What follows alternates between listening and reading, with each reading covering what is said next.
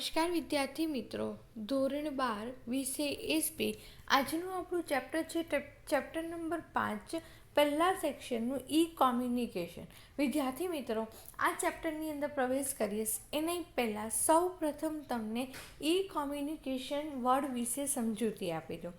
ઈ communication એનો મતલબ આખા ચેપ્ટરની અંદર થશે ઇલેક્ટ્રોનિક, અને કોમ્યુનિકેશનનો મતલબ થશે એકબીજા સાથેની વાતચીત.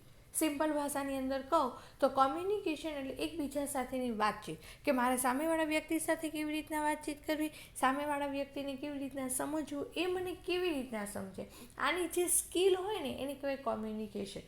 તો ઈ કોમ્યુનિકેશન એટલે ઇલેક્ટ્રોનિક કોમ્યુનિકેશન, એટલે માહિતીને એક જગ્યાએથી બીજી જગ્યાએ પહોંચાડવા માટે કયા ઇલેક્ટ્રોનિક સાધનોનો ઉપયોગ થાય છે, કેવી રીતના થાય છે અને કેટલા ઉપયોગી છે, આ તમામની માહિતી આપણે આ ચેપ્ટરમાંથી જોવાની રહેશે. ચલો શરૂઆત કરીએ પ્રસ્તાવનાથી. પ્રણાલિકાગત માહિતી સંચાર. પ્રણાલિકાગત એટલે કે પારંપરિક માહિતી સંચાર એ માહિતી અને સંદેશાની આપ-લે કરવામાં મહત્વનો ભાગ ભજવે છે. માહિતી અને સંદેશો વ્યાપાર વિષયક હોય એટલે આપણે તેને વાણિજ્યક માહિતી સંચારથી ઓળખીએ છીએ, કે માહિતી અને સંદેશો વેપાર ધંધા માટે છે, એટલા માટે આપણે એને વાણિજ્યક માહિતી સંચાર તરીકે ઓળખીએ છીએ. વાણિજ્યક માહિતી સંચાર પત્ર વ્યવહાર દ્વારા માલ સામાનના વેચાણ અને ખરીદી, જાહેરાત અને ફરિયાદ, ઉઘરાણી અને ઉત્પાદનોની ગુણવત્તા અને સેવાઓની કદર અને ટીકા ટિપ્પણી કરીએ છીએ. ટૂંકમાં આપણે માલ સામાન લેવો દેવો મૂકો ટોટલી વસ્તુ માટે આપણે પત્ર વ્યવહાર કરીએ છીએ. પરંતુ સમયની માંગ અનુસાર બદલાતા વ્યાપારિક પ્રવાહો તેમજ ગ્રાહકોની અપેક્ષાઓને ધ્યાનમાં રાખીને માહિતી સંચારની રૂઢિગત પદ્ધતિઓમાં ફેરફાર આવશ્યક બન્યો છે. આ તો છે જ, પત્ર વ્યવહાર કરો ને એ બધું તો છે જ, પરંતુ એવું કીધું છે કે માહિતી સંચારની જે રૂઢિગત પદ્ધતિ છે એમાં ફેરફાર કરવાની જરૂરિયાત ઊભી થઈ. કેમ? કારણ કે સમય બદલાનો, ટેકનોલોજી બદલાની, લોકો બદલાના, લોકોના વિચારો બદલાના, આ બધાની અંદર તમારે ચેન્જ કરવાની જરૂરિયાત ઊભી થઈ. વ્યાપાર વિશ્વમાં ખરીદ વેચાણ અને સેવાલક્ષી વ્યાપારિક પ્રવૃત્તિઓમાં અમૂલ્ય પરિવર્તન આવી ગયું છે. તેની સાથે કદમ મિલાવવા માટે માહિતી સંચારની આધુનિક પદ્ધતિઓ અને સેવાઓની જાણકારી અને તેનું શક્ય હોય એટલું અમલીકરણ કરવું રહ્યું, જેથી વ્યાપારનો વ્યાપ વધે અને વૈશ્વિક સ્પર્ધામાં આપણો વેપાર ટકી શકે. કારણ કે જો કેવું થાય, ટેકનોલોજી બદલાણી એટલે લોકોના વિચાર બદલાણા, લોકોનું જે ચોઈસ છે એ પણ બદલાની. હવે ટેકનોલોજી પ્રમાણે હું પણ ચેન્જ ના કરું, હું પણ બદલાવ નહીં, મારી અંદર પણ કોઈ જાતની ટેકનોલોજી ના આવે, તો ગ્રાહક મારે ત્યાં વસ્તુ ખરીદવા આવશે, ગ્રાહક મારે ત્યાં વસ્તુ ખરીદવા નહીં આવે.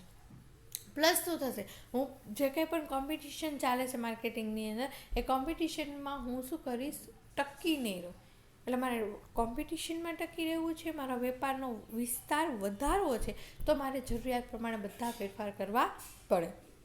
માહિતી સંચારની આધુનિક પદ્ધતિઓ અને સેવાઓને ઈ કોમ્યુનિકેશનથી ઓળખવામાં આવે છે. માહિતી સંચારની ટોટલી આધુનિક પદ્ધતિઓ છે તે અને સેવાઓને ઈ કોમ્યુનિકેશનથી ઓળખવામાં આવે છે, અને તેના દ્વારા થતી વ્યાપારિક પ્રવૃત્તિઓને ઈ કોમર્સ નામે ઓળખાય છે. ઈ કોમ્યુનિકેશન દ્વારા જે વ્યાપારિક પ્રવૃત્તિઓ થાય છે એને ઈ કોમર્સના નામે ઓળખવામાં આવે છે.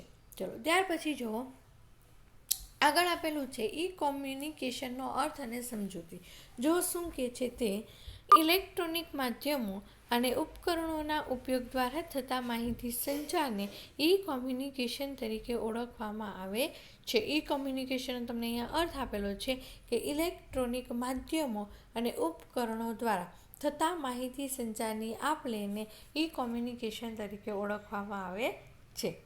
ઈ કોમ્યુનિકેશનમાં વપરાતા અક્ષર ઈનો અર્થ થાય છે ઇલેક્ટ્રોનિક.